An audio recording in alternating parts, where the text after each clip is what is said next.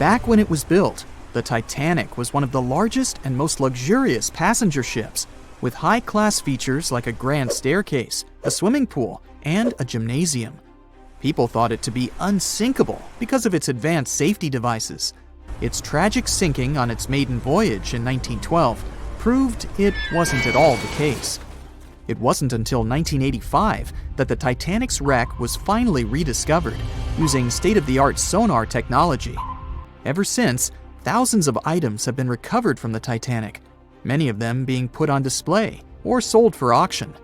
Things like jewelry, a life jacket, a menu from the ship's restaurant, or even a sample square of carpet from the first-class stateroom have all baffled the public and told stories of the many on-board people. Scientists have even tried to come up with strategies to get the Titanic back up, not because they want to put it up for display, but so it can be properly studied, and more importantly, to stop it from getting more and more damaged at the bottom of the ocean. Some have suggested filling the wreck with ping-pong balls to make it float, while others even considered injecting it with 198,000 tons of Vaseline. Another creative solution was proposed, the idea of using a giant claw or scoop to lift the Titanic. Nobody came up with this device. Using 500,000 tons of liquid nitrogen to trap it in an iceberg that would float to the surface was also considered, but all these potential strategies had to be eventually let go, since the Titanic is way too fragile to ever be recovered. As the Titanic's iconic bow railings are in danger of collapsing, metal-eating bacteria continue to chew away at the ocean liner's wreckage. An undersea exploration company plans to gather data about the ship's deterioration in annual expeditions. They hope this will help them learn more about the Titanic, and also more about the ecosystem that shipwrecks create. The over 100-year-old ocean liner is also being damaged by deep-sea currents daily. Some experts predict that the ship could disappear in a few decades due to holes in its hull. The deck that passengers crowded on as the ship sank has caved in. The gymnasium near the grand staircase has also fallen in, and a 2019 expedition found that the captain's bathtub, which became visible after the outer wall of the captain's cabin fell away, is no longer there. Those annual expeditions also gather data about the creatures living at the site, including crabs and corals.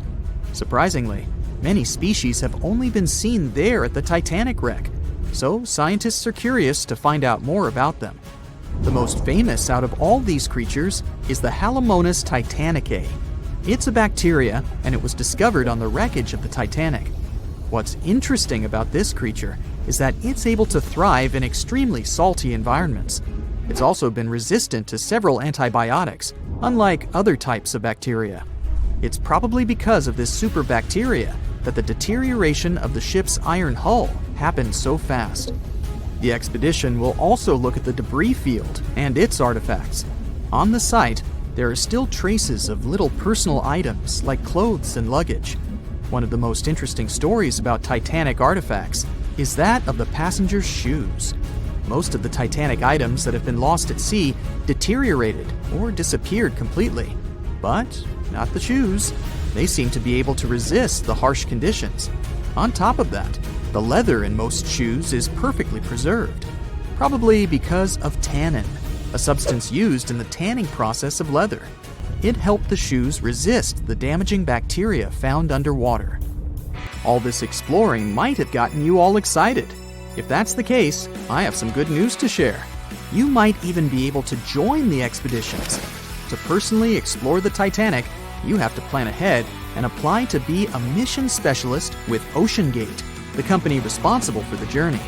However, this experience does come with a high price tag of $250,000. Despite the cost, this once-in-a-lifetime experience is in high demand because of the limited spots available. If you can afford the exploration, you will have the chance to collaborate with renowned specialists in marine biology, oceanography, the Titanic, DNA, and the deep ocean. Accommodations and meals on the dive support vessel are also included, as well as training and guidance from specialists before and during the mission. Lastly, you don't even need to bring your own gear, as the expedition equipment is included as well. Sure, ships have evolved and modernized over the years, and these days we have technology that is way better than that available on the Titanic. But this ship remains an amazing piece of history because of its many unusual features, like the fact that the Titanic's whistle was loud enough to be heard over 11 miles away, or the fact that the ship's hull was painted with a special mixture of red lead and linseed oil, which was believed to be effective in preventing the growth of seaweed and other marine organisms. However, despite popular belief, the ship's iconic fourth smokestack was not functional and was only used for ventilation and aesthetics. Probably one of its biggest flaws was its number of lifeboats. Despite its size and luxury, the Titanic only had 20 lifeboats on board, which were not enough to save all of its passengers and crew once it hit the iceberg. The Titanic may be the most famous shipwreck, but it's not the only one. The fleet of Kublai Khan tells a similar story. This one was a large naval force commissioned by the Mongol ruler Kublai Khan in the 13th century. The fleet was intended to travel to Japan and establish the Mongols as powerful rulers in the region. However, in 1281, the fleet was supposedly caught in bad weather and was seriously damaged, with many ships being destroyed. Legend has it that the fleet was torn down by a massive typhoon that came to be known as the kamikaze, or divine wind. This strong storm was believed to have been sent by the higher spirits to protect Japan from the Mongols. The truth about its disappearance remains a mystery to this day. However, the wreckage of the fleet, or parts of it, appears to have been discovered in the 1980s by Asian archaeologists. They dug across the site and studied the remains of the ships at a location near Imari Bay. The shipwreck is, to this day, considered to be an important archaeological discovery. That's because it informed us how well prepared the Mongols were back in the day in terms of their ships. Another tragic story is that of the RMS Empress of Ireland. This was a British passenger ship that operated until May of 1914. This is when the ship was sailing from Quebec City to Liverpool, but it ran into the Norwegian collier SS Storstad in the fog off the coast of Rimouski, Quebec. The collision caused a large hole in the side of the Empress of Ireland, and the ship began to quickly take on water and sink. The crew and passengers were caught off guard, and many were unable to evacuate in time. In total, 1,012 people were lost in the disaster, making it one of the worst maritime collisions in Canadian history. Rescue efforts were hampered by poor visibility and the fact that many of the lifeboats were damaged or unusable. Only 465 people survived the sinking, and many of them were rescued by the Storstad, which had remained in the area despite its damage. The sinking of the Empress of Ireland was a national tragedy in Canada, and it led to changes in maritime safety regulations and the establishment of a Coast Guard. The ship still lies at the bottom of the St. Lawrence River, where it has become a popular dive site for enthusiasts.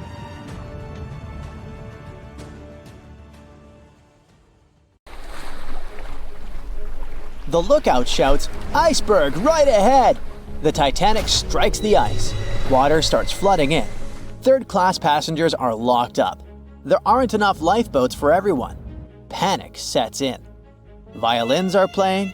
The ship sinks. Well, we all know the story of the movie Titanic like the back of our hand by now. But what if I told you that Hollywood lied to us? To tell the real story of what happened that freezing night in 1912, we need to rewind a bit. The lookout shouts, "Iceberg right ahead!" Yep, that part was true. Just before 11:40 at night, Frederick Fleet noticed something darker than the sea directly ahead. As the ship got closer, he realized it was an iceberg. The engines were quickly reversed and the ship turned sharply. Instead of hitting it head-on, Titanic scraped along the side of the berg, sprinkling ice on the forward deck. If you remember, in the movie, Jack and Rose are having a romantic moment when they feel the ship shudder after hitting the iceberg. Everything shakes as if they were in the middle of a light earthquake. Some real-life passengers reported feeling something similar after the impact, but according to Titanic survivor Frank Prentice, it wasn't exactly like that. He said there was no impact as such, and it all felt more like slamming on your car brakes. The ship stopped, and that was that. Some people even slept right through the collision, confirming that there wasn't such an abrupt impact. Mr. Prentice, curious about what had happened, left his cabin and went out to the deck. When he got there, all he could see was a little ice on the surface, not the towering iceberg that Jack and Rose saw. But as we all know by now, the real damage happened below the waterline, where the iceberg had a jagged spur that slashed a 300-foot gash in Titanic's hull. Once the crew realized how severe the damage was, they immediately began sending distress calls to nearby ships, asking for help.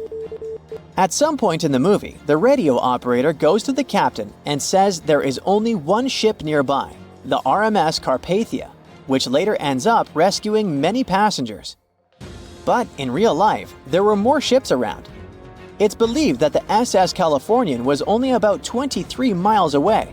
This ship might have actually seen the Titanic sinking, or at the very least, seen its rockets exploding high in the sky. Yet, for reasons we will never fully understand, they didn't try to help. Let's get back to the story. Now, people need to get off the ship. At 12:45, lifeboat number 7 was the first to be lowered. Just like in the movie, women and children were told to go first. But in reality, some women were hesitant and even refused to get into the lifeboats. Mr. Prentice said this happened mainly for 2 reasons. First, these lifeboats were high and passengers were terrified of the 70-foot drop from the deck to the ocean below. And second, most women didn't believe the Titanic would actually sink. It was called unsinkable after all. So the idea of getting into a lifeboat seemed pointless at the time. This mindset probably explains why Eloise Smith, a first-class passenger, recalled that there was no panic or chaos at first. Other survivors backed this up, saying that no women or kids were crying. But one thing that was indeed concerning, at least for the crew, was the possibility that the lifeboats might buckle under too much weight. This is one of the theories why the first few lifeboats left carrying only a fraction of their full capacity. Like lifeboat number 7, which only carried 27 people in it, even though it could hold up to 65. In total, Titanic had 20 lifeboats, which could carry about half of the 2,200 people on board that night. But that didn't happen. And now we know the passengers had no idea there weren't enough for everyone. As women were calmly getting into the first lifeboats, musicians headed up to the deck. Their only goal was to play and keep the passengers calm. That's a pretty well-known fact. But the real story is that some survivors said they never saw or heard the band. No violinists whatsoever. It's not like Hollywood misled you though. The musicians did play for over 2 hours after the ship had hit the iceberg. So maybe these passengers were just too panicked to notice the songs, or the musicians started playing later than we think.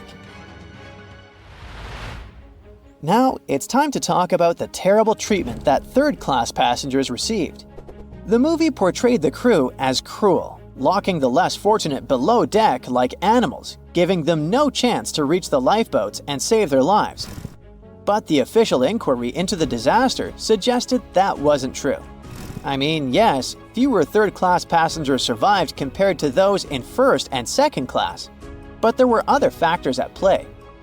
Many third-class passengers were reluctant to leave the ship, clinging to their belongings, and had a harder time making their way up from the cabins, which were at extreme ends of the ship. Some survivors confirmed that they were not locked up. In fact, it was quite the opposite. Mrs. George Wabi, a Lebanese woman traveling in third class, said that when chaos had erupted, some brave crew members and well-dressed first-class passengers had actually helped her get up to the first-class deck and eventually onto a lifeboat. At first, the Titanic was sinking slowly, bit by bit. Passengers reported seeing the water rising and hearing pops and cracks. Then, there was a loud boom. Some said there had been just one explosion, while others described it as a series of smaller explosions, which they'd thought had been the bulkheads giving way. And there's also a group of people who said they had only heard a rumbling sound. so not everyone agreed on the sound they had heard, but one thing is a fact. By 2:18 in the morning, the lights on Titanic went out, and the ship plunged into complete darkness. As the bow continued sinking, the stern rose out of the water, putting immense pressure on the middle of the ship. This caused the Titanic to break in two. In James Cameron's movie, this moment is pretty dramatic, with the ship sinking almost straight down into the water. But in reality, the break probably happened at a much lower angle, likely just below the waterline. Even so, it tilted enough that people couldn't stay on their feet and started sliding into the water. One interesting thing is that it wasn't until the wreckage was found in 1985 that it was finally confirmed the Titanic had broken apart. Up until then, survivors had given conflicting stories. At least 8 survivors claimed they had seen the ship split. Emily Ryerson, a first-class passenger, described it as if the Titanic had been sliced in half with a knife. But there was also a small number of witnesses that insisted Titanic had gone down intact. At the time, this theory was more accepted because most people still didn't believe that the supposedly indestructible ship could break in half. So why the conflicting reports? Okay, so what you don't see in the movies, for obvious reasons, is how incredibly dark it was when the tragedy happened. It was like being in a room with no light, where you can only make out shapes and shadows. That's what it was like on the lifeboats. This means passengers couldn't really see what was happening, and most of those who were close to the ship either lost their lives or were too focused on trying to survive to pay attention to the details of the wreck. Although James Cameron's film didn't fully capture how terrifyingly dark the disaster truly was, the 2012 TV series Titanic did a better job of showing the pitch-black horror of that night. Even then, the reality was much darker and more terrifying than either of these two productions could portray. The unsinkable Titanic didn't go down peacefully, which made finding its final resting place all the more difficult. The world-famous RMS Titanic sank in 1912, but was only discovered in 1985 on a secret mission. Although people back in the early 1900s had the approximate location of where the Titanic was, they didn't have the right technology to find it. As it went under, the ship sent several CQD signals, standing for Come Quickly, Distress, to a nearby ship named Carpathia. Come at once, we have struck a berg. It's a CQD, old man, were some of the final words transmitted from the Marconi wireless on the ship. These Morse code messages were also what made the first research missions to the wreck possible. RMS Carpathia found the lifeboats filled with Titanic survivors, but the world also desperately wanted to see what became of the famous liner. Fast forward to 1953. That's when the first serious attempt to find the Titanic wreck happened. A man named Risdon Beasley tried using a loud eruptive device to locate the ship. It sounds weird, but there's science to back it up. When dynamite goes off, the waves from the detonation hit the bottom of the ocean floor. With the help of sonars, scientists would be able to locate if there was anything solid at the bottom of the ocean. But Beasley had no luck.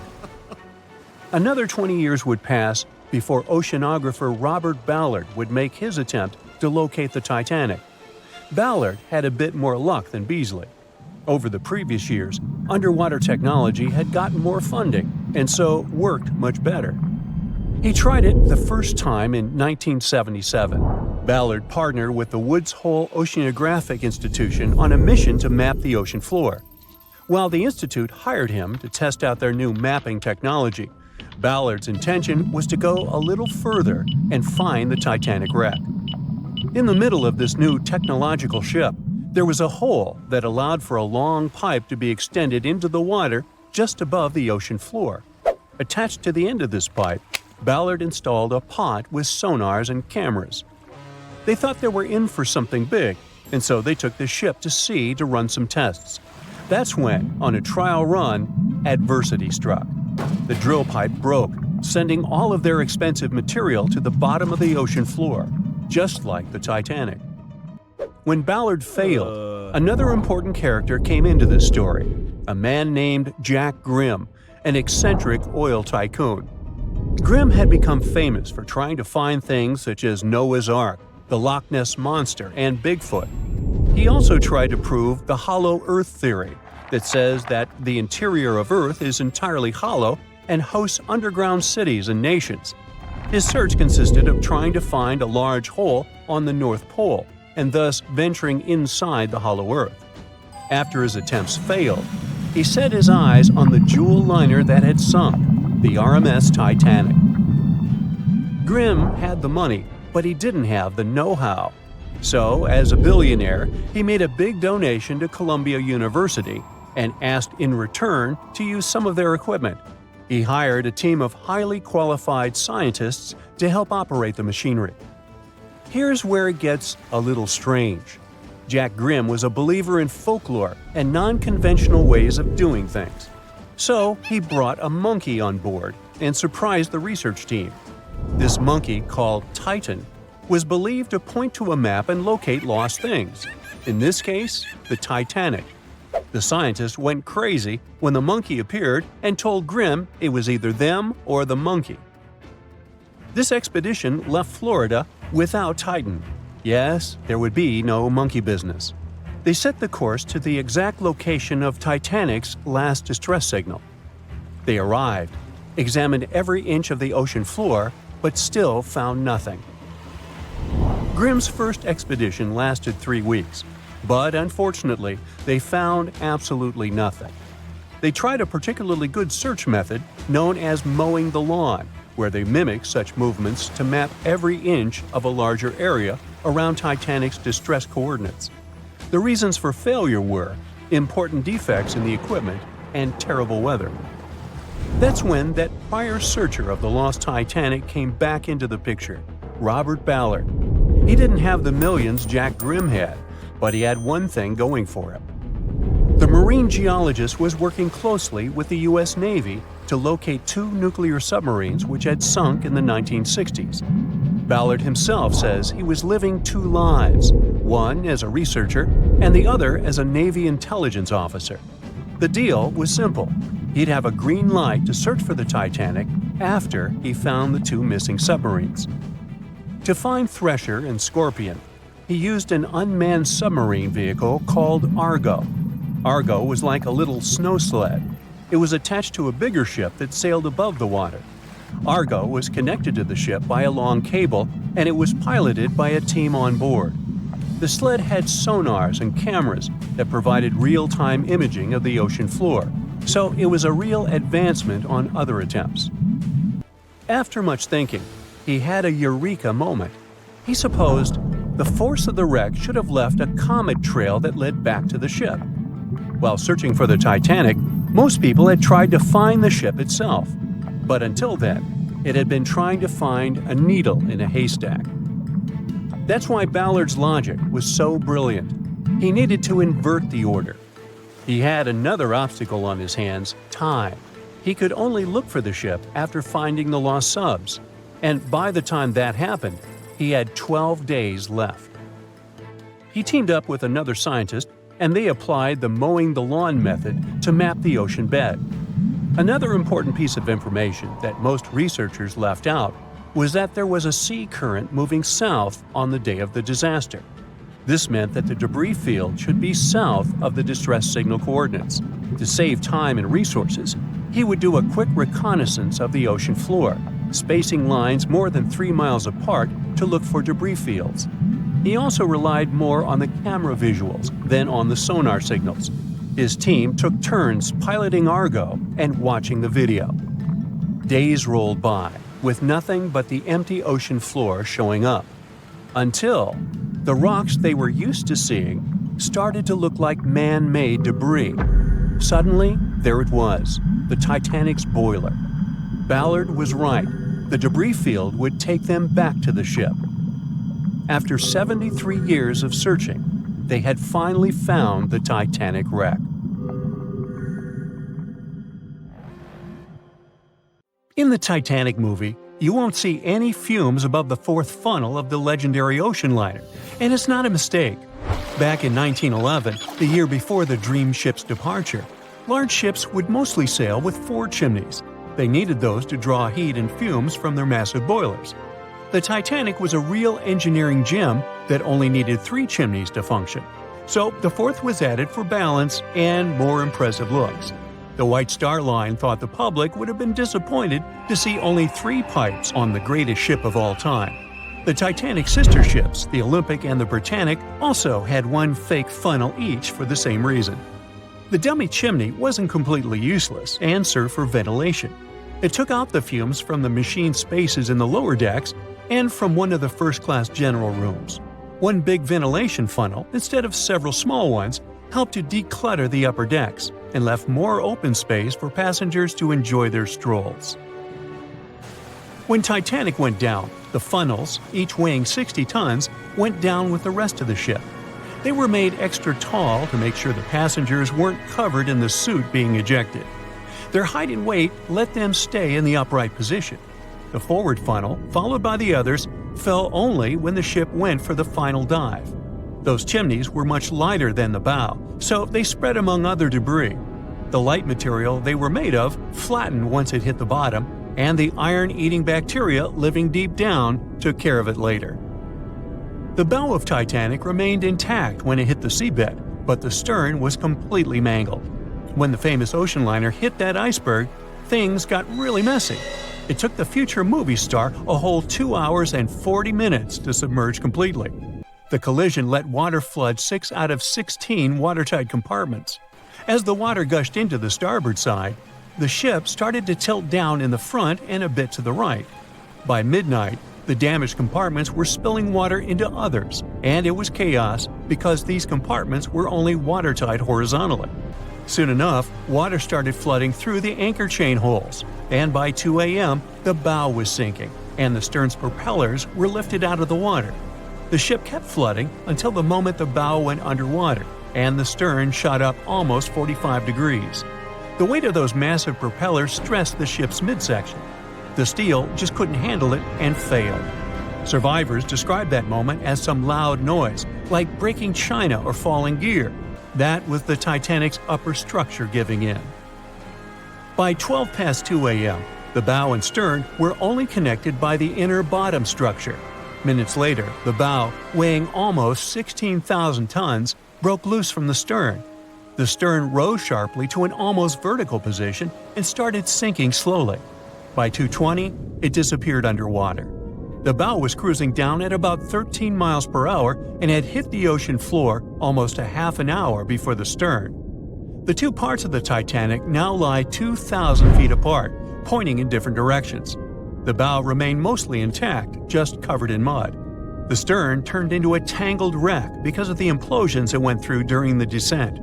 The air trapped within the structure just couldn't handle the increasing pressure of the water deep down. Signal rockets played a big part in the Titanic's tragedy. When a ship goes down, you're supposed to shoot up red flares to signal trouble. But someone decided to stock Titanic with white lights instead of the usual red ones. So when the ship smacked into that iceberg, the crew fired off white flares. The SS Californian was passing nearby, and his captain knew the Titanic was in a dangerous iceberg zone. The crew didn't spot the sinking Titanic, but they sure saw those white rockets. The radio between the ships was useless because the Californian's operator switched it off. The captain had a gut feeling something was off, so he flashed a Morse code light signal at Titanic. But he received no reply because the Titanic had already gone underwater. There was another ship, Samson, sailing alongside the Titanic. It had plenty of illegally hunted frozen seal meat from Canadian waters abroad, so it was sailing with lights off to remain unnoticed. When they saw the Titanic's white rockets, they thought it was the Coast Guard and zoomed away. Samson didn't have a radio, so they couldn't find out about the ongoing disaster. The crew got the news about Titanic only when they got to the coast of Iceland the following month. There have been many theories to explain the Titanic tragedy, and one of the recent ones says that there was a fire involved. An Irish journalist went full detective for decades, digging into the mystery, and stumbled upon a game changer. He came across a photo album that had been hiding from the public for a century after the tragedy. In the pictures, taken at the Harland and Wolff shipyard in Belfast, Northern Ireland, just over a week before the liner sailed, you can clearly see a massive 30-foot black spot on the ship's hull.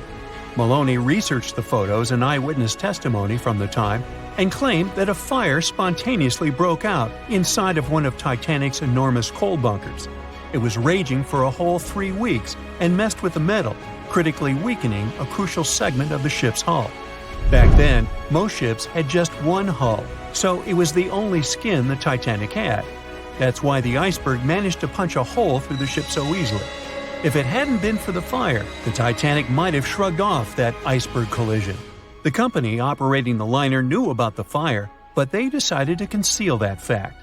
They didn't want any negative stories in the press as they faced some serious competition in transatlantic voyages. The Titanic was sold out, so they stocked up on coal and made it sail. The moon might have also played a role in the sinking. Our satellite heavily affects tides on the Earth. The closer it is to our planet, the stronger the tides are because of the increasing gravity of the moon. Back in 1912, the moon was so close it made several glaciers in Greenland break apart. Massive chunks of ice that broke off from the glaciers started floating south. The supermoon event came just 6 minutes after a spring tide. During new and full moons, the alignment of the moon, the Earth, and the Sun makes their combined gravity reach its peak.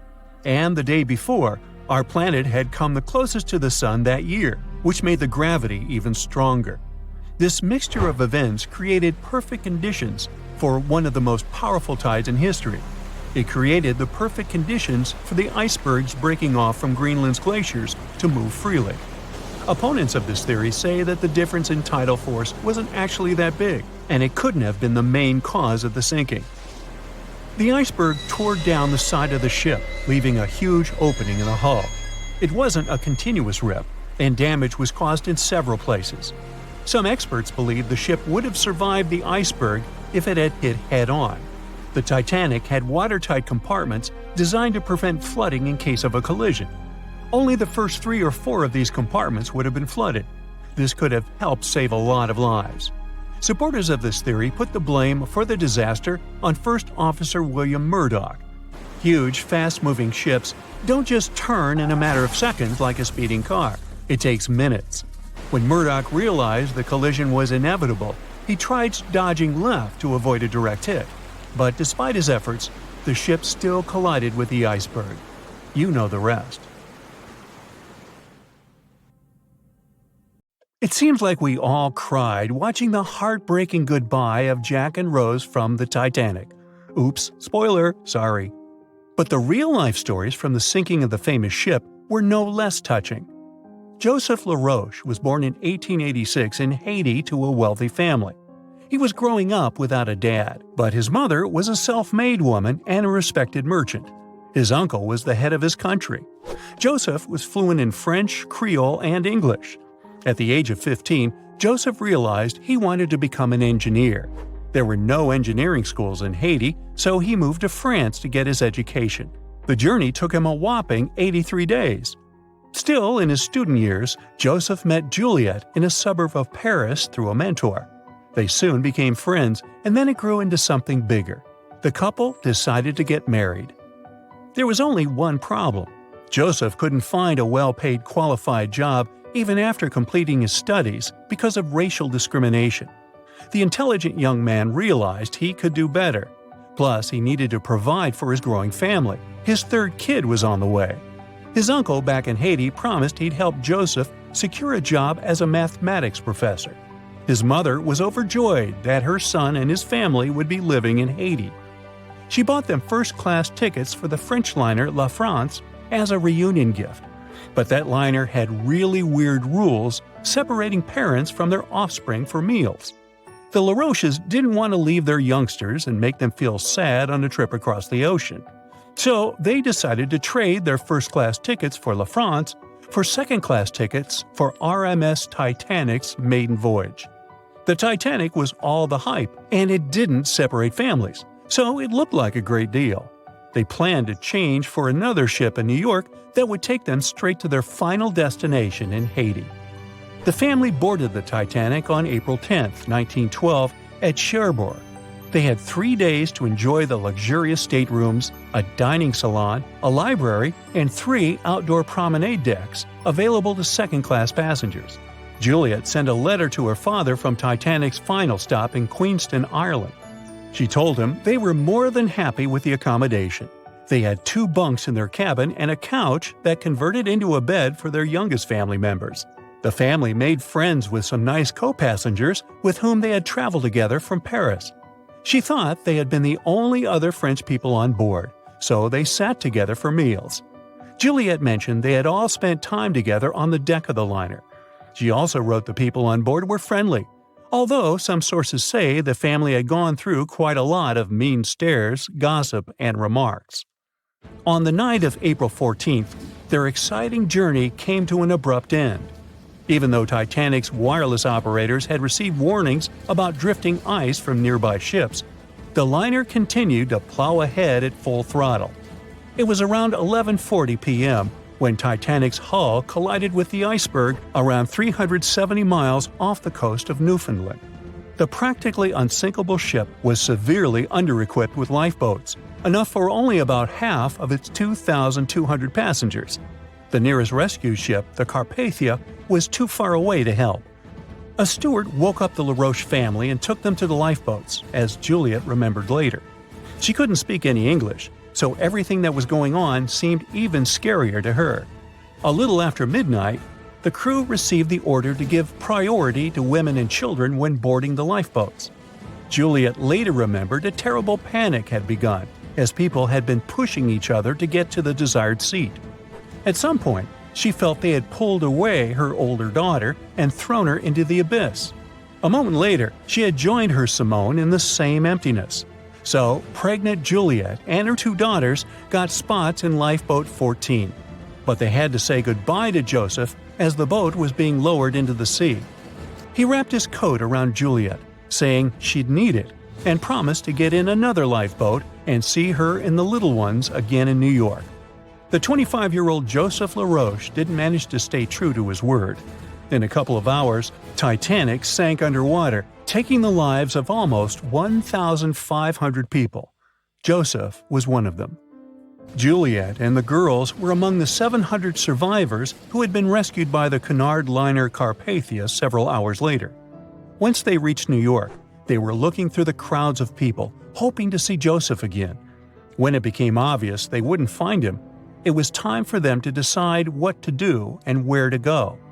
Without any knowledge of English or money that had gone down with the ship, Juliet managed to survive in America only for 3 weeks, and then had no other choice but to go back to France. Joseph's uncle was no longer able to help them, as others had taken his life 4 months after the Titanic tragedy. In December 1912, Juliet gave birth to a son who she named Joseph after his father. For the rest of her life, she couldn't get over the loss of her beloved husband. That's why she didn't like to speak about what had happened on Titanic and told her children not to mention it. In 1995, a member of the Titanic Historical Society interviewed Louise, who was the last remaining Laroche child and the last French survivor of the sinking. And that's when the world first heard about this heartbreaking story.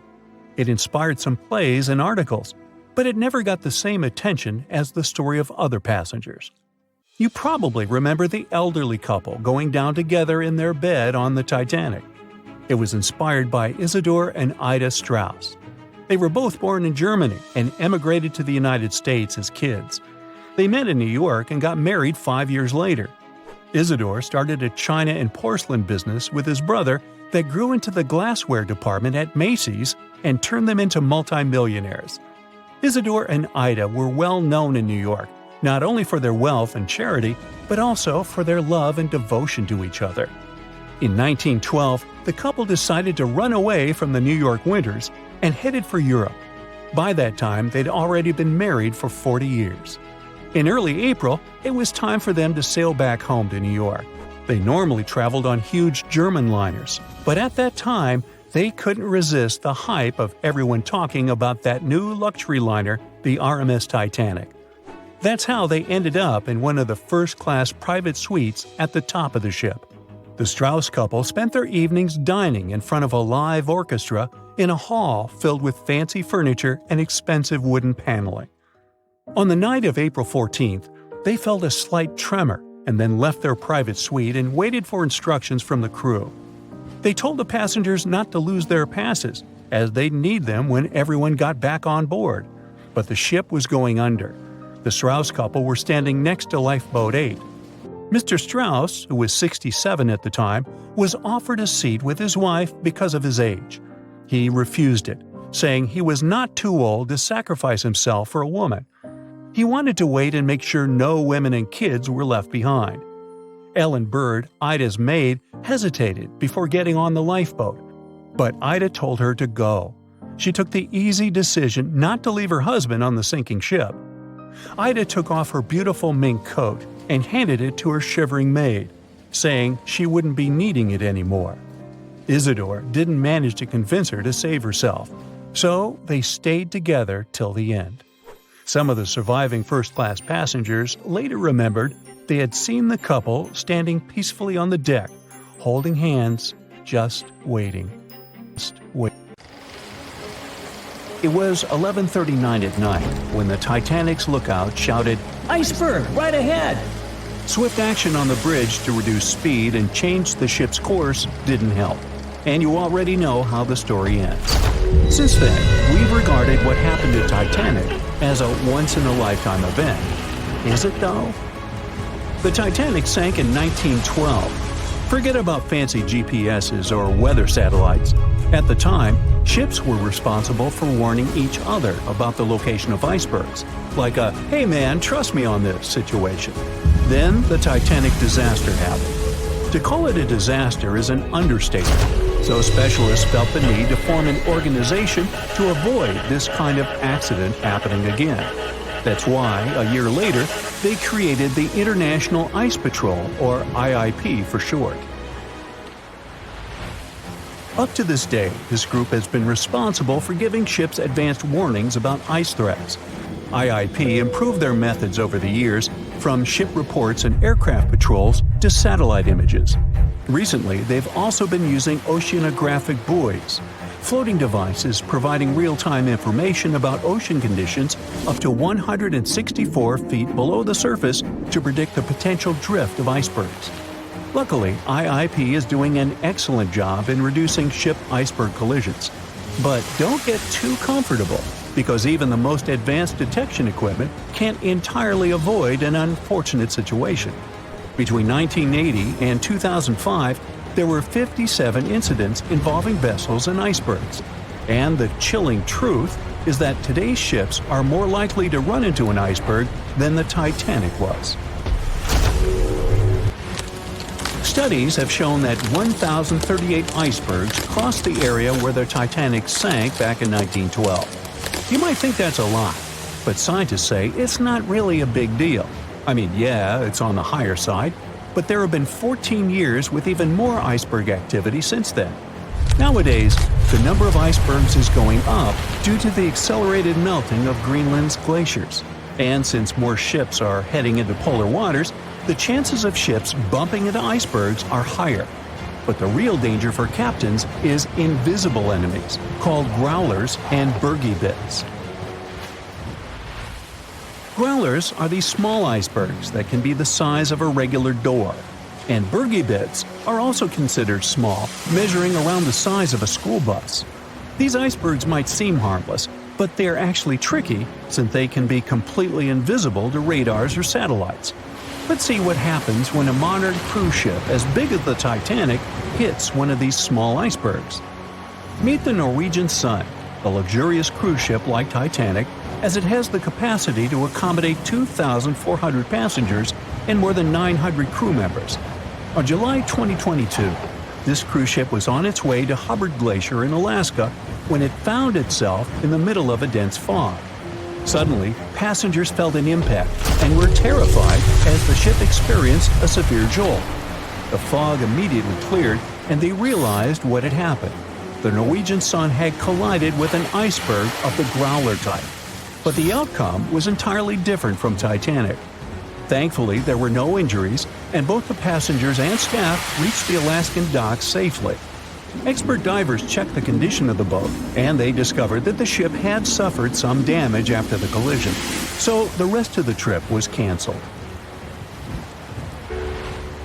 Now don't stress about packing for your next trip across the Atlantic, because accidents like the one with the Norwegian Sun are really rare.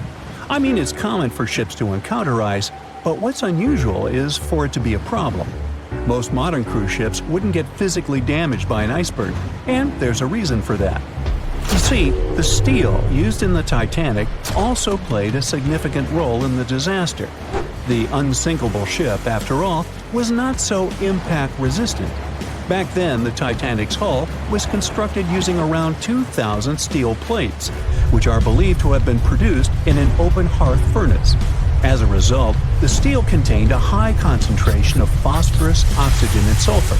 High levels of these elements make steel brittle at low temperatures, causing it to fail upon impact. While the steel used on the Titanic was of the highest quality available at the time, it wouldn't meet the safety standards of modern ships, and it was approximately 10 times less safe than what today's vessels use. But the most significant difference between the design of the Titanic and a modern ship lies in how the hull is put together. You see, the Titanic was built using over 3 million rivets for its hull and upper deck structure. So, when it struck the iceberg, the rivets started a chain reaction, causing the entire section of the hull to collapse simultaneously, causing an uncontrollable flood of water. In contrast, modern ships use a method called submerged arc welding, which fuses the edges of metal pieces together, creating a strong and continuous bond. This is safer because if any part of the ship gets damaged, the tear doesn't spread, making things worse. The damage remains contained within that section. Okay, so small icebergs are becoming more common, and vessels have been adapted to deal with them. But there's still one more scenario to consider. What if a huge cruise ship hit an iceberg the size of a 5-story building? Imagine we've just created the world's largest cruise ship on the planet. Let's call it the Bright Seaside. Our floating resort is massive, 4 times the size of the Statue of Liberty. It's longer than the Titanic by 318 feet and carries about 3 times more passengers and crew. And just like the Titanic, our fictional ship can cruise at a top speed of around 23 knots. Now, picture this scenario. The Bright Seaside is cruising at full speed in freezing waters. It's the middle of the night, and the captain doesn't realize that all the iceberg detecting equipment on board isn't functioning. It stopped working 3 days ago.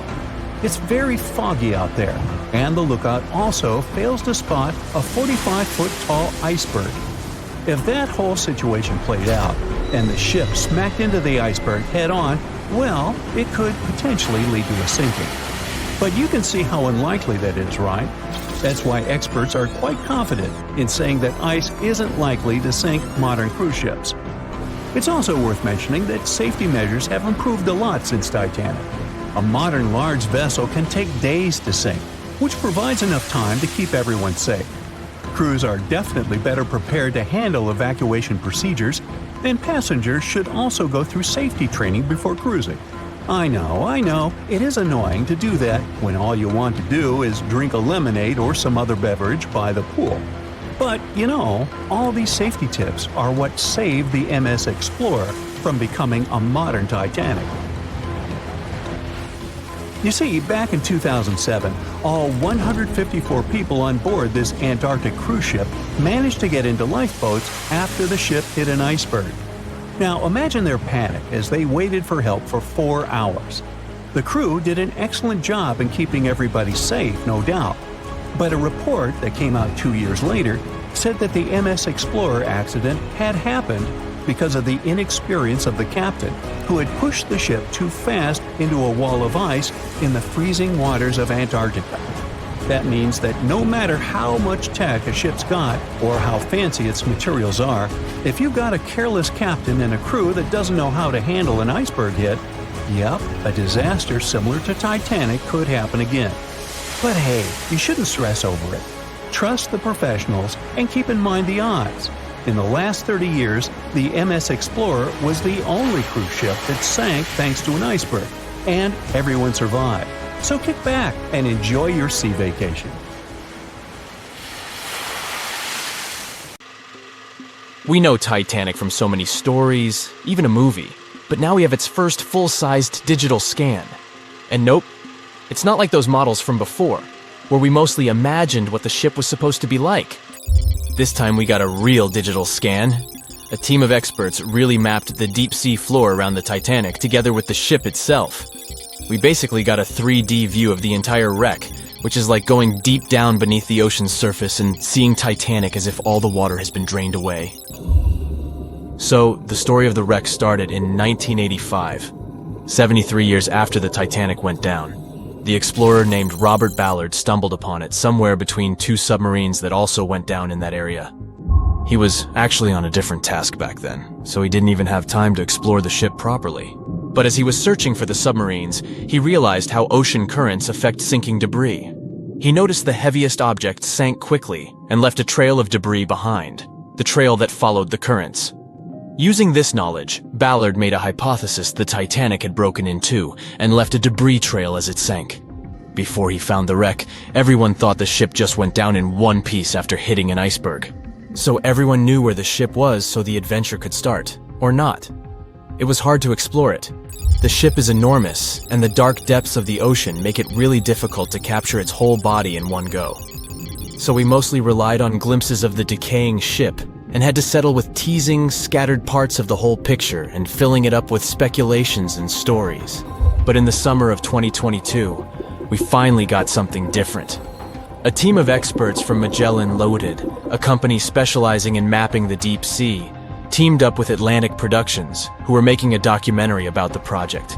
They embarked on a mission to capture the complete view of the Titanic. They used submersibles. Those are vehicles that go underwater, remotely controlled by a team of skilled explorers. These submersibles dove deep into the ocean. It wasn't an easy job. They spent over 200 hours collecting information about the entire length and breadth of the wreck. It was like a real-life treasure hunt. But instead of finding gold and jewels, they took something even more precious. Over 700,000 images of the Titanic from every angle possible.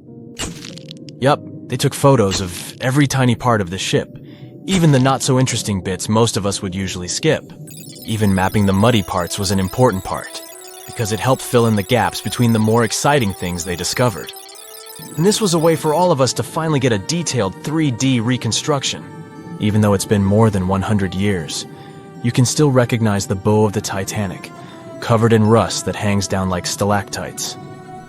On top of the bow is the boat deck, where a big hole gives us a glimpse into the empty space where the grand staircase once stood, like a window into the ship's glamorous past. Its stern is now a wild mess of twisted metal. As the Titanic went down, this part collapsed and spiraled into the seabed. The bow and the stern ended up separated by about 2,600 feet. There's a vast field of debris surrounding this giant, stuck on the seafloor. This debris is like a scattered treasure trove, full of intricate metalwork from the ship, statues, and even unopened champagne bottles. There are also personal belongings that went down together with the ship, like dozens of shoes resting across the seafloor. It was a tough task to do, go down and take all those pictures. It may not sound that hard at first, considering it was the vehicle that really immersed itself into such deep parts of the ocean, not the people. But studying the ocean is hard. We haven't explored, mapped, or even seen over 80% of it. The conditions are harsh, and the pressure becomes more intense the deeper you go. And their vehicle had to dive down to nearly 13,120 feet below the surface. That's like 12 Eiffel Towers stacked on top of each other. Plus, you have strong currents in that area, so it was probably like trying to navigate through a watery maze. And submersibles weren't supposed to touch anything. Even the slightest wrong step can damage the wreck that was already so fragile. It seems like the Titanic is frozen in time, so it will always be there waiting for us. But in reality, it's slowly disappearing. It's pretty obvious that the ocean water ruined it considering how long it has been down there. But it's not just that. The wreck itself has become a home for a specific type of Bacteria Halomonas titanicae that even got named after the famous ship. These bacteria have a special ability. They can survive inside rusty formations known as rusticles. They kind of look like icicles, those spikes of ice that form when water falls from something and freezes. These bacteria have a taste for iron, which is abundant in the ship's hull. For them, it's like a real buffet down there. And as time goes by, these bacteria will keep eating away at the iron in the ship, bit by bit, until one day, the feast comes to an end and the whole ship is gone. It's like a slow but steady recycling process. So this 3D model we got because of the hardworking team and technology comes at the best time because we never know how much time we have left with exploring the famous wreck. This time we might even understand the collision with the iceberg better. You know how movies always show the Titanic hitting the iceberg on its right side? Well, we can't even be certain about that.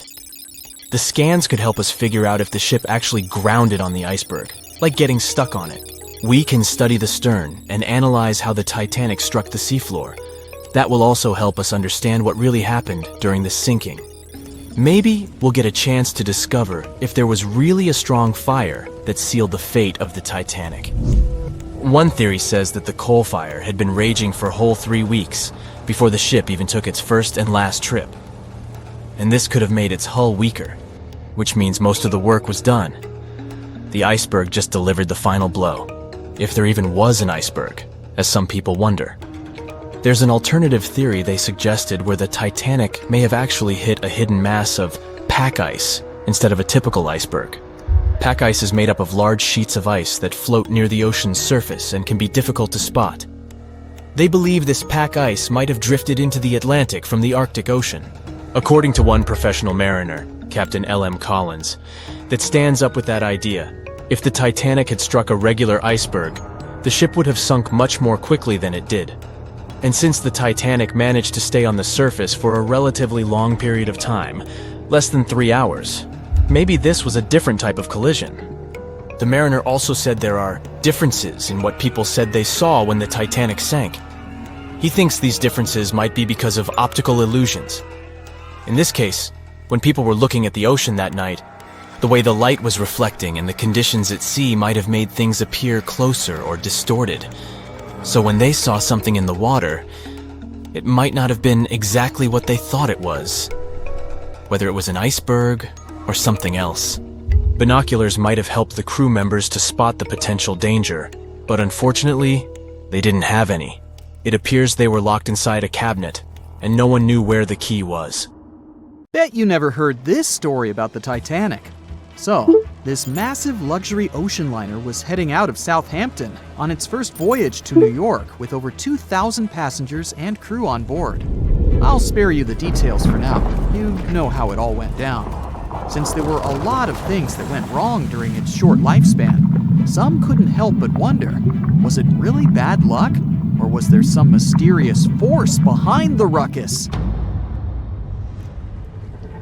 Well, for starters, right as it was leaving the harbor, the Titanic nearly crashed into another ship, called the SS New York. How did that happen?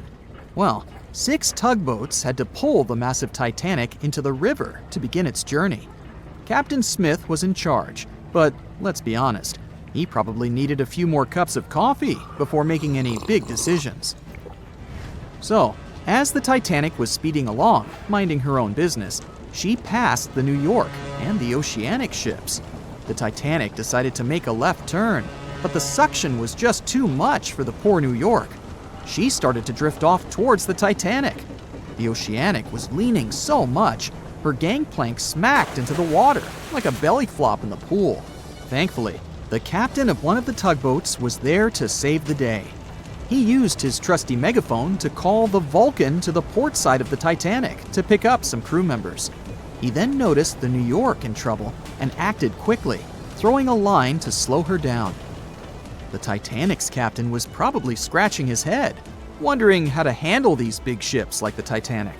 That's because he'd only recently experienced sailing on larger ships. Close one, right? Well, it was just part of the story. As it turns out, the huge list of misfortunes might have started even earlier. Another theory suggests that during the ship's construction days in Northern Ireland, a fire broke out in the coal bunkers. Talk about a rocky start. If this information is correct, then the ship's hull may have been affected by the incident before it even set sail. Fans of this theory argue that a fire popped up inside one of the Titanic's large coal bunkers and really damaged an important segment of the ship's hull. Some claim there's even photographic evidence to back this up. A bunch of photos documenting how the ship was made and pampered for its maiden voyage were found, and they showed a significant black streak on the outside of the Titanic's hull. Weirdly enough, the streak was really close to where the iceberg hit during that cold April. Now I know what you're thinking. This theory might sound far-fetched, but most of these people have been gathering information about the Titanic for decades, and they're convinced that this is the real deal.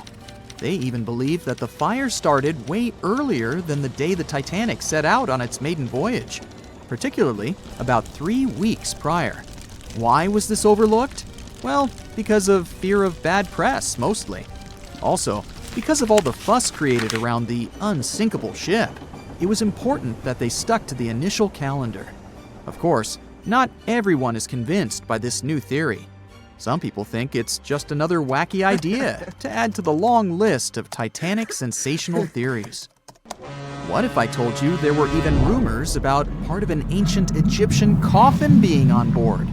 Could that have had something to do with the disastrous ending of the Titanic? Some truly believe it did.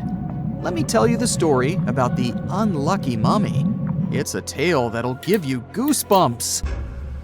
Back in the 19th century, this ancient Egyptian artifact, a mummy case lid to be exact, was brought over to Europe. And as soon as it arrived, strange things started happening. Now, some of the stories may be a bit exaggerated, but according to journalists, some of them were actually true. The rumors sparked the interest of a British writer who later spent months investigating the mummy case and its alleged related stories. He was planning to write an article debunking the myths, but he found out they were all too real. Unfortunately, he never got to finish his work because he passed away suddenly. Others believed that the mummy case was guarded by Egyptian elementals. They warned others not to mess with the artifact. The mummy case's history is just as spooky. It was found in Egypt and sold to a certain someone conveniently named Mr. W at a party organized by a well-known English lady. When the mummy case arrived in England, it was given to Mr. W's sister, who immediately suffered from financial losses and other troubles. A photographer who took a picture of the case claimed that he captured a living woman's face on the film. The mummy case eventually ended up in the British Museum, and it's still there today. However, rumors say that it was aboard the Titanic and was responsible for its sinking. But don't believe everything you hear. Some sources claim the mummy case never left the British Museum, and the rumor was started by a journalist named William Stead. He was actually a passenger on the Titanic, and he supposedly told his fellow passengers about the ill-fated mummy before the ship went down. Is that what happens when you tempt fate? Seriously doubt it, but it does make you wonder, doesn't it? It gets even weirder, trust me! About 50 passengers got cold feet before the ship took off, and they refused to board the Titanic at the last minute, even if it meant that they'd lose the cost of the ticket. They just had an extremely bad feeling about the whole deal, and even an Irish astrologer warned against making the voyage on the Titanic. I doubt he saw a big ol' iceberg hidden somewhere in the stars, but it does add up to the mystique surrounding the Titanic. And do you know what's even worse? The fact that the ship's binoculars, which could have helped prevent the iceberg collision, were locked up. Apparently, those binoculars could have been used by lookouts on that fateful night.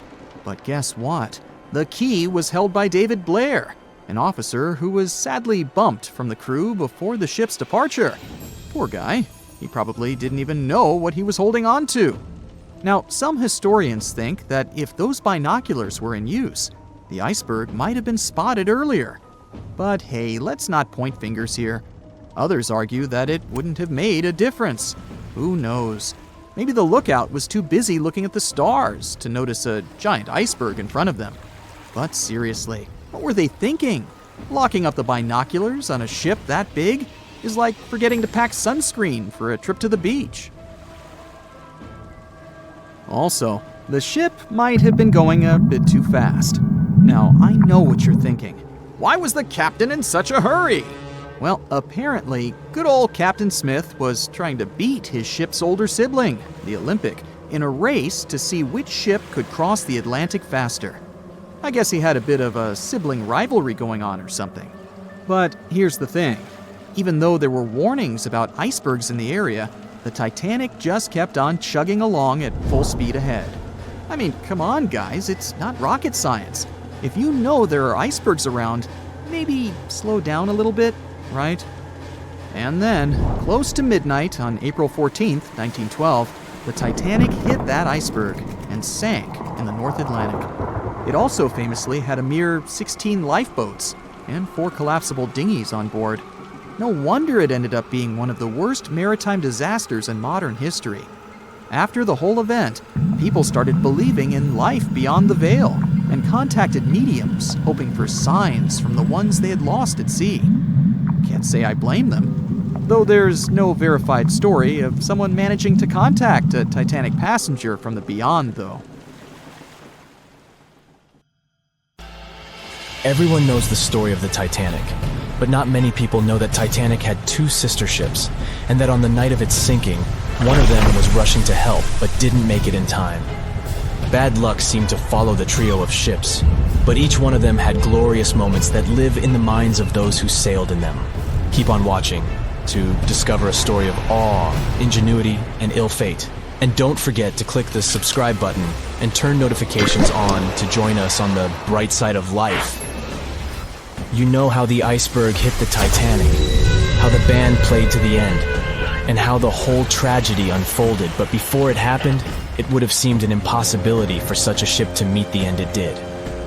None of that could have been foreseen by White Star Line, the company who built the Titanic, who had high hopes for what the unsinkable ship and its sister ships, the Britannic and the Olympic, would accomplish.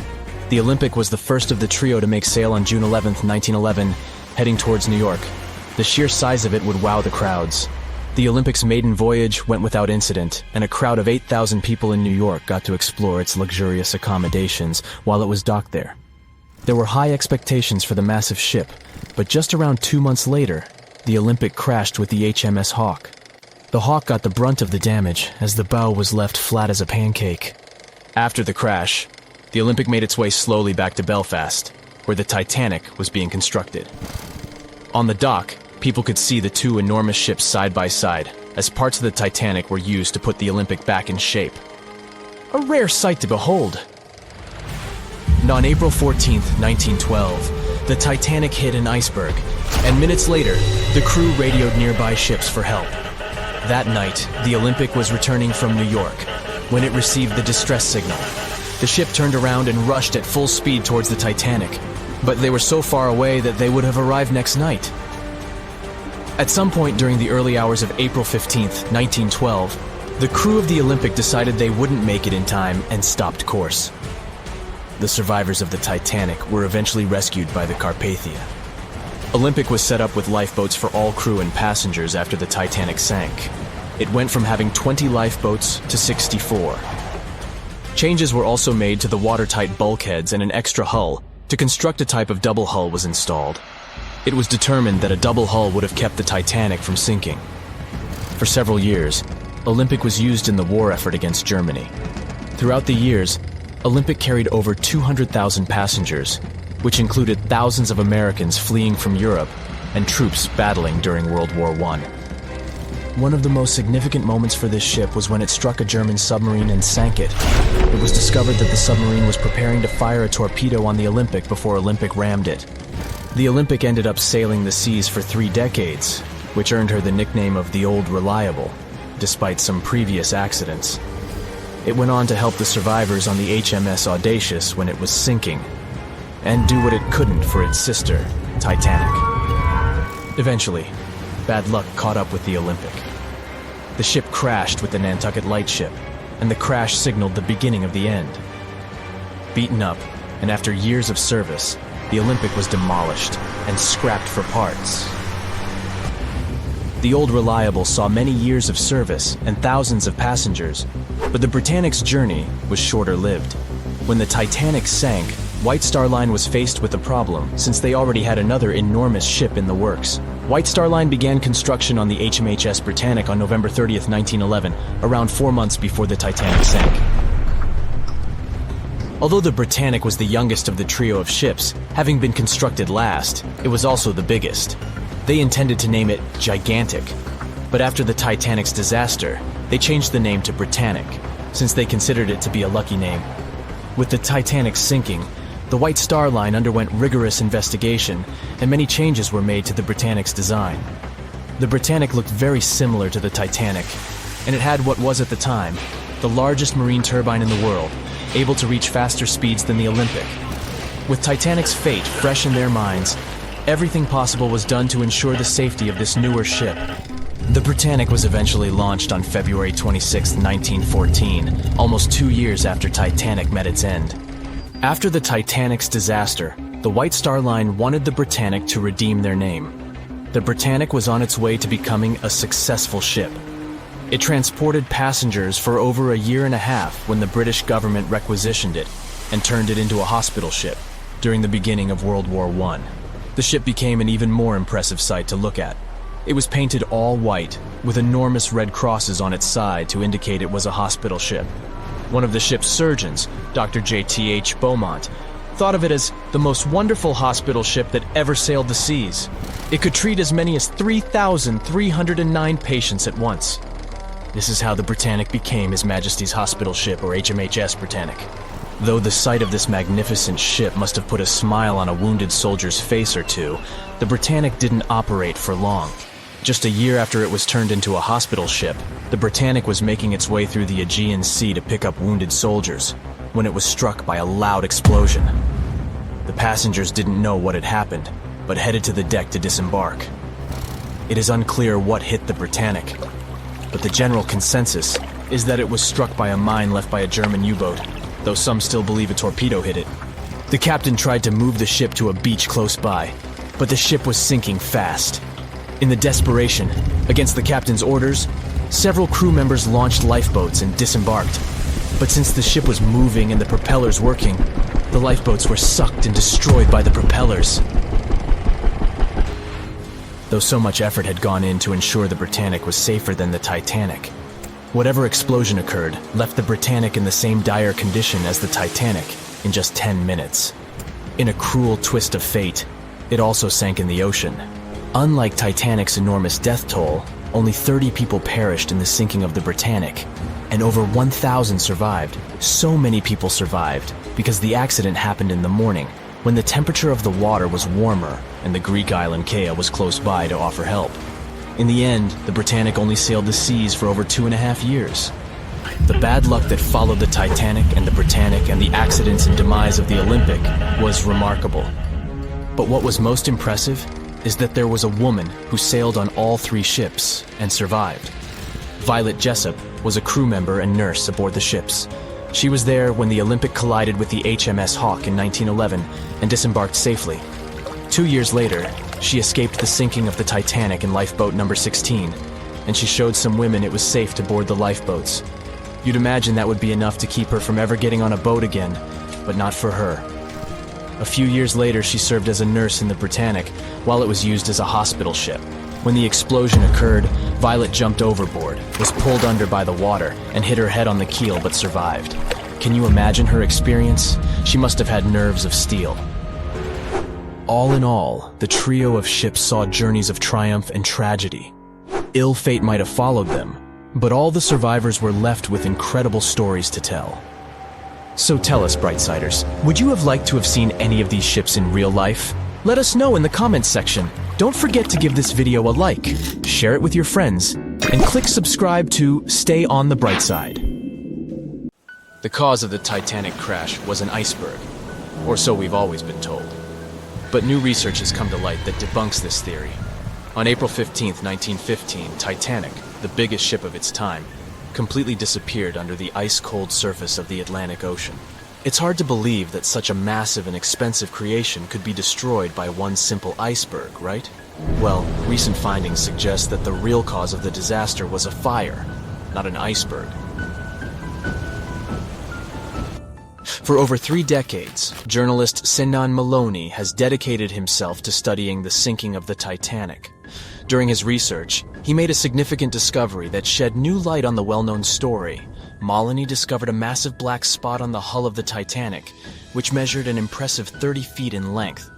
He found it thanks to an unpublished album of photographs that showcased the construction and preparation of the ill-fated ship's first and final journey. Can you believe that most probably the fire on the Titanic had been burning at extreme temperatures for 3 whole weeks before anyone noticed it? Crazy, right? Apparently the high temperature corrupted the metal, making it 75% weaker. That's why the iceberg was able to make a hole in the ship. If not for the fire, the Titanic might have survived the crash because the iceberg apparently hit the exact spot we are talking about. And this is only one link in the chain of incredible coincidences that brought the Titanic down. The people in charge of the Titanic knew about the fire and knew the ship shouldn't have set sail. But they didn't want to go bankrupt and cancel the trip, especially since there was a coal shortage due to miners being on strike. The trip was already sold out, and there were no alternatives. Other ships canceled their trips due to low demand. Everyone wanted to board the Titanic, so the management bought up all the coal they could find, even from other ships, and set off. It was all about making money. To hide the truth, they turned the ship's hull so that the marks weren't visible from the dock and faced the sea. This way, the passengers wouldn't see them. Here's another sad twist in the Titanic's story. Back then, there weren't any sonar systems to detect danger, so specially trained people had to watch out for threats using binoculars. But the binoculars on the Titanic were locked away in a special compartment, and the only person with the key, Second Officer David Blair, was replaced last minute before the ship took off. He forgot to hand the key over to his replacement. This mistake wasn't discovered until 3 days later when the ship was already at sea. If they had the binoculars, they might have seen the iceberg in time and avoided the crash. But even if they had the binoculars, they might not have been able to avoid the crash because the Titanic was going faster than it was supposed to. They were behind schedule and didn't want to ruin the ship's reputation, so they were going way beyond the speed limits the ship's construction could sustain. One of the biggest mistakes made on the Titanic was the decision to not include enough lifeboats. Even though the ship needed around 60 of them to contain all the passengers, it was only equipped with 20. The designer, Alexander Carlisle, had initially planned for 48 lifeboats, but this number was reduced for aesthetic purposes. Apparently, having too many lifeboats would have made the deck look too cluttered. These 20 boats were only able to hold a third of the passengers on board, which was not nearly enough to save everyone in the event of an emergency. What's even more shocking is that this number of lifeboats was technically legal at the time. Regulations for lifeboats were based on the tonnage of the ship, not the number of passengers. This means that even though the Titanic was carrying thousands of people, it still met the legal requirements for lifeboat capacity. Another serious mistake made by the crew was the decision to cancel the lifeboat drill scheduled for the day of the disaster.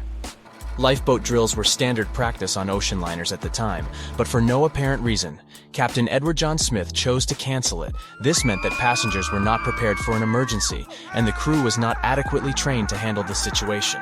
When the ship hit the iceberg, chaos ensued, and it took over half an hour to launch the lifeboats instead of the usual 10 minutes. Some folks put the blame on Captain Smith for the fact that the first set of lifeboats left partially empty. The very first lifeboat, which had seats for 65 people, only carried 27 passengers. There is an objective reason for this. At the beginning, people were reluctant to abandon the ship and didn't understand the gravity of their situation. In 2012, researchers uncovered that Captain Smith failed his initial navigation exam. Although he eventually passed, some people wonder if this could have played a role in the disaster. During the Titanic's final moments, the crew attempted to send out distress signals to nearby ships, including the Californian. However, the Californian failed to respond to the flares shot into the sky, and the captain ultimately lost his job as a result of this negligence. However, recent research has exonerated the captain and proved his innocence. It turns out that light refraction, caused by layers of cold air below warmer air, created mirages that distorted the signals from the Titanic. This phenomenon had been observed by other ships sailing in the area and is now believed to be the reason why the lookouts on the Titanic missed the iceberg completely. Historian Tim Malton supports this theory and has further contributed to our understanding of this event. It's unfortunate that the captain of the Californian lost his job due to circumstances beyond his control, but it's better late than never that his reputation is cleared. Whatever the reason for Titanic's crash was, it still keeps the minds of scientists busy to this day. But let's see what the buzz was all about. What made the Titanic so famous and unique? The Titanic was massive, standing at 175 feet tall and nearly 900 feet long. The ship was so enormous that even the officers took over 2 weeks to memorize all the decks and passageways. You could be walking miles along its corridors. The construction cost of the ship was a whopping $7,500,000, which would be equivalent to about $166 million in the mid-2010 ES, due to inflation.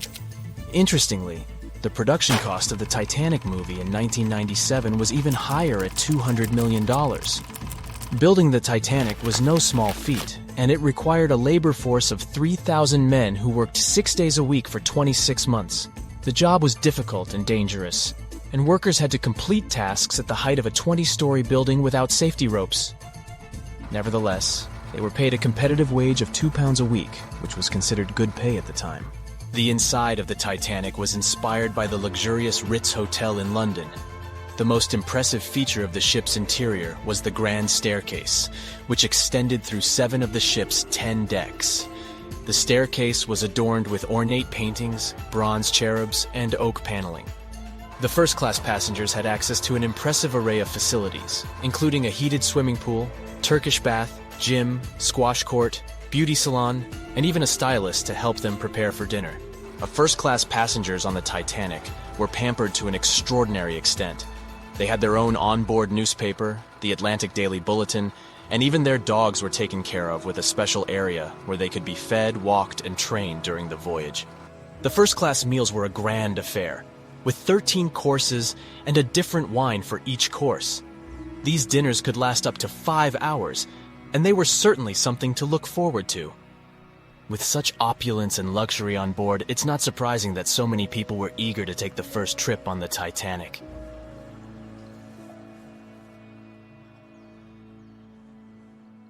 "I'll never let go, Jack. I'll never let go," said Rose. Then she did let go, and the whole movie theater burst into tears. It happened when Titanic came out in 1997. Alright, who am I kidding? It's really hard not to cry when you watch this scene for the 10th, 20th, and 50th time almost 30 years later. But did this great love story happen in real life? Or did James Cameron just invent it for some good drama? As much as I don't want to disappoint you, Jack and Rose never fell in love on board the real Titanic. There was a real Jay Dawson on the luxurious ocean liner, but he was a crew member, and his full name was Joseph.